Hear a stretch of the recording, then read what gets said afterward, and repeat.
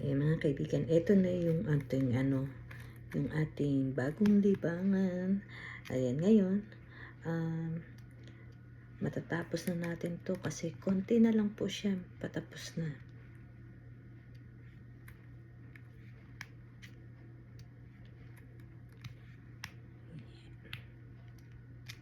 Nalilibang kasi akong gumawa nito. At saka ako kasi pagka gumawa nito, gusto kong parang gusto ko agad makita yung yung resulta ng aking ginawa. Kaya naku, kung ito po ay gagawin natin ng dire-diretso, wala na tayo magagawa.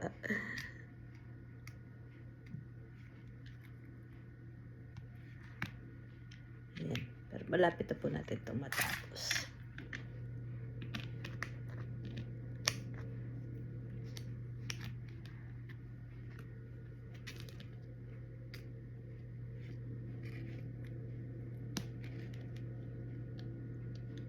Maganda tong libangan. Tapos pa, mapapakinabangan mo pa tong ginawa mo. Pan-display mo sa bahay. Tapos pwede rin siyang pangregalo.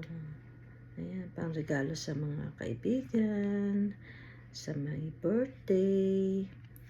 Ayan, maganda po itong regalo. Ayan, pero ito sa akin po kasi ay gagawin ko siyang pang-display po dito sa bahay. Ayan, tapon pa tuloy.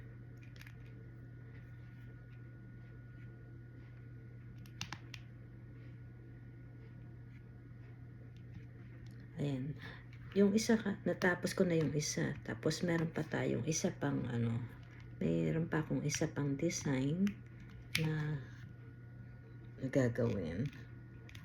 So pagkatapos po nito, meron pa tayong isa. Ayan, maganda din po yun. Ano naman yun? Para bahay. Yun, bahay ang design noon. Ayan, dahil mahilig tayo sa butterfly, kaya yan, butterfly po yung ating inilagay, kinuhang design.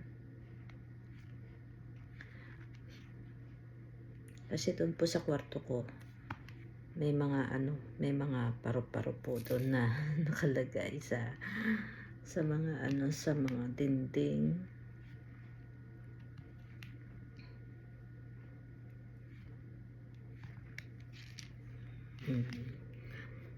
Ayan siya. Wait lang, pakita ko sa inyo. Ayan ang ating design. Oh, diba? Ang ganda. Ito na lang, kita nyo yung part na yan. Kasi meron siyang wala. So, ito na lang pong part na to ang pupunin natin. At tapos na po ang ating Diamond Dance, ang aking butterfly. Ayan, maraming salamat sa panonood. Parang